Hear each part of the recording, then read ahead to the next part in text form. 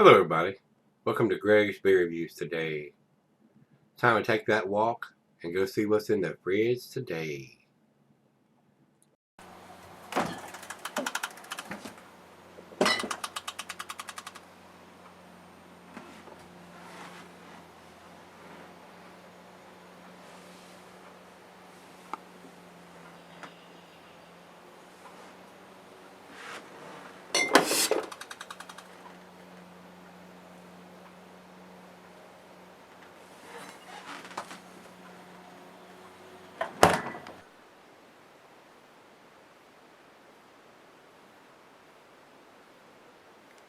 Hello everybody, welcome to Gregsbeerreviews today. I do appreciate you stopping by.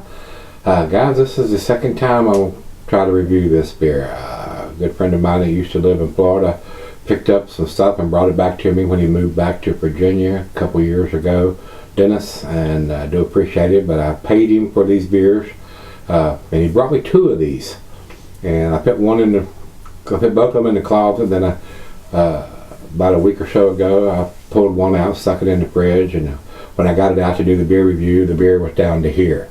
It had a huge head spacing, and I was concerned that the cap wasn't put on very good, and it had evaporated or whatever. And when I opened it up, it was flat as it could be, and it was nasty. And instead of mealy mouthing them, since I had another one here to do, if I hadn't had a second one, I would have probably burnt their ass up on not being able to bottle the damn beer without the beer evaporating and not getting a good seal on the bottle. But I didn't. I said I got another bottle in there, so I deleted that. I went halfway through the review and I deleted it. I didn't post it. I said, well, I got another one out in the closet, and I went and looked at it, and the head spacing is where it should be. The beer is up to here. So I said, we'll give him a second chance. Without posting that or doing anything, since I had the second one, and like I said, I paid him for these beers, so I got burned on the first one. So if this one is not good, I'm probably going to burn their ass up. So with that being said, I'm holding an open mind on this because it looks like the beer is where it should be in the bottle, and nothing has evaporated. And hopefully when I take the opener to the cap, we're going to get a little bit of hiss from the carbonation, which I had none on the other. It was as flat as that. I couldn't drink it. I gave it to her. I said, if you want this, try it. If you don't, pour it down the damn drain. And this is a big 750 milliliter bottle, not a cheap bottle to buy on top of that. So this is Little Friend from MIA Brewing. They're down in Florida. So hopefully this is going to be a pleasant experience, unlike the first one that I tried. If this one is flat, ooh, Katie barred the door on that. I'm going to burn their ass up. But if it's not, I'm going to grade it accordingly, guys. If it's a tasty beer, I'm going to tell you it's a tasty beer. Just, you better take a close look at it and make sure that the cap is sealed and none of it's evaporated before you pick it up, because evidently they got something going on there. I haven't had a beer like that in quite a while, but it was nasty. It was absolutely nasty. I couldn't drink it. It was a drain pour to me. So this is an Imperial Stout, a Russian Imperial Stout on top of that. And it's not a small beer. It's a 12%er. It's a big beer. So I'm hoping we're going to get a good experience from this. And I've got the other one. It was a bad bottle, basically, because the cap wasn't put on correctly. So this one looks like it's good. So we're going to find out here in just a minute. Over to Untapped, they also have it at 12%. We don't have the IBUs, and there is no commercial description. All we know is in the Russian Imperial Stout. I didn't see any dating on them, but we'll look a little closer at the bottle, see if there's anything printed on it. I didn't see anything on the label. It is a couple years old for sure, so I don't know what the date is on it, but like I said, we'll look when we come back for the final chug and see if we see anything on the bottle or not. Hopefully it's going to have a vintage on it anyway, so you know, but I don't know what we're going to find. But we'll look. We'll see. So that's all we need to talk about. So let's see if we got any carbonation in this one, and we'll go from there. Yes, carbonation on this one. So this one should be a good one. I'm hoping. Get my fingers crossed. A little bit of smoke come out of it. We're going to go down the center on this one, see if we get any kind of head. And it's pouring a little bit more, not much, but it's pouring a little bit more. But these big 12%ers, especially in this style, a lot of times don't. I got 0 head last time. It was as flat as it could be. This one has some carbonation to it, guys. So I had a bad bottle more than likely.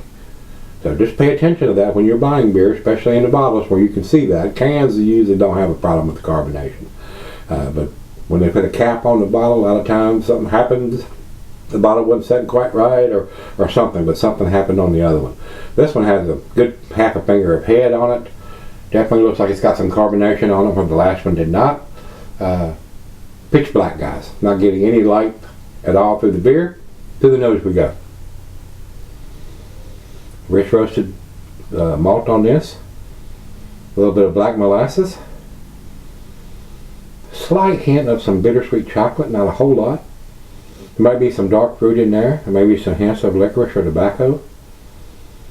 Smells decent. I mean, it's not a bourbon barrel aged beer or anything, but it is a huge 750 milliliter bottle, which tells you it's a 12%er, which tells you it's a fairly pricey beer to bottle in this big bottle, and to brew, bring a 12%er on top of that. Smells decent. It's got a little bit of a bitterness, metallic smell to it, but some beers do that when you fresh out of the fridge and stuff. So let's dive in and see what we got. Cheers, everybody. Cheers, Dennis. Thanks.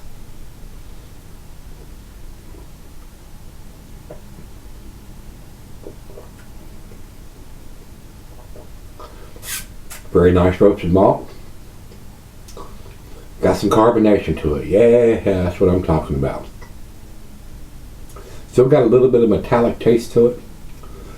Black molasses. Rich, deep roasted malt.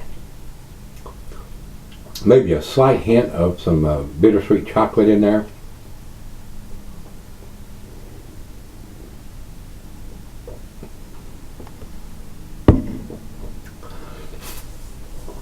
Much tastier than the last one that I had. So you will get that occasionally. If you buy enough beers, occasionally you will get a bad one. Whether it's an isolated incident, those two bottles might have come off the road back to back. This one seems to be okay, and the one I had before was definitely bad. It wouldn't make you sick or anything bad, but it had no carbonation. It was flat. It was flat as it could be. You might as well just took the cap off of it and set it in the fridge. That's how flat it was. Like I said, I couldn't even drink it. It was this too off-putting to me. You've got to have a little bit of carbonation to go with the beer. I do anyway. But anyway, this seems to be a decent version of a Russian Imperial Stout. Like I said, it's not a bourbon barrel version or a barrel-aged version of the beer, but a decent beer. I don't know what Dennis paid for this. He brought me a case of different beers up here, and I paid him some on those. And sure, I didn't pay for what he paid for everything, but I did pay money for them. So this seems to be good. So let me sip on this. It's right out of the fridge, 40 degrees. See if we can get any kind of dark fruit or if any other flavors come out. Get a little bit of anise in it. But it's definitely an improvement over what I opened up, I think it was last week when I tried to do that one. So let's sip on it and see what we end up with. Decent beer so far. Alright guys, I'm back. Got just a little up here. Nice lacing effect on the glass. A tasty beer, guys. I looked at the bottle when I got back. There's no vintage or anything, no date or nothing like that written on the bottle. So you're on your own on that, guys.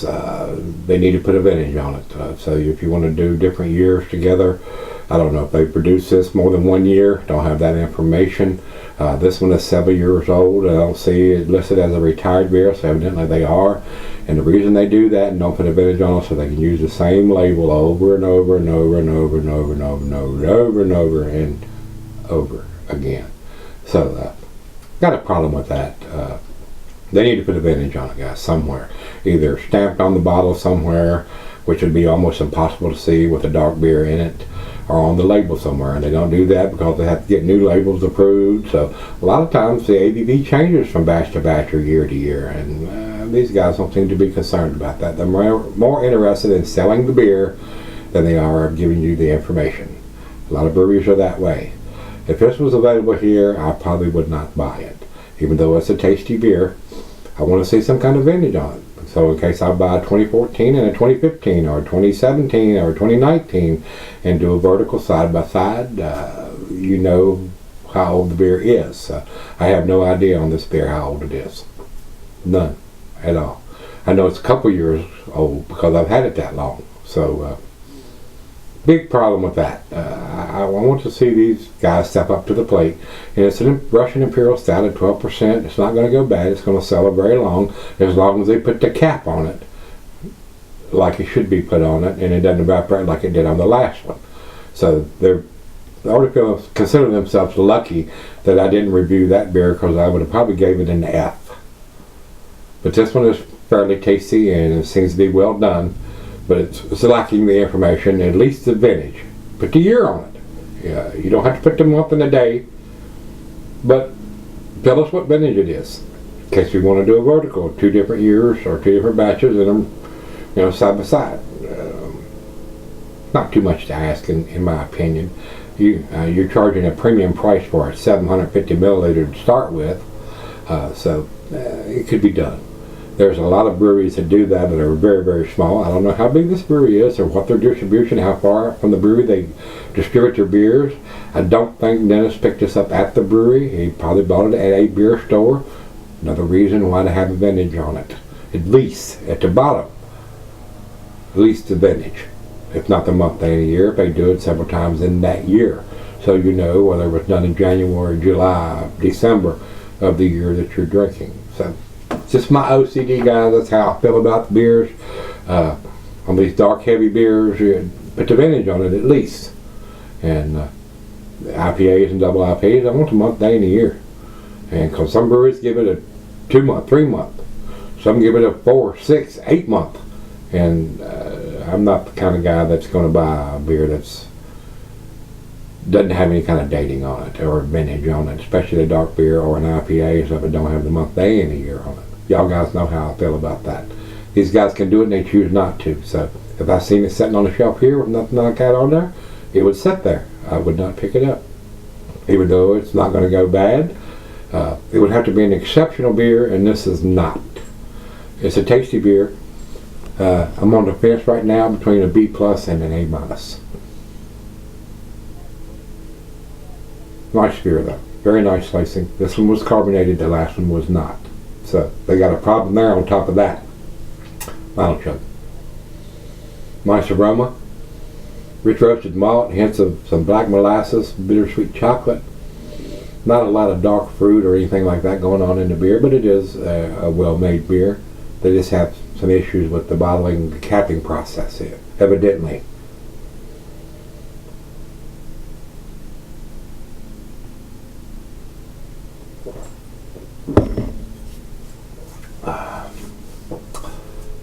And because I'm on the borderline between a B+ and an A-, and I've had 2 of these, and the last one was an F because it was uncarbonated and flat, I'm gonna give it to B+ this time instead of the A-.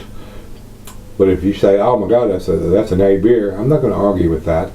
But I've had 1 bad experience and 1 decent experience. So I'm going to average that out. Instead of giving it to A-, it gets to B+. No vintage.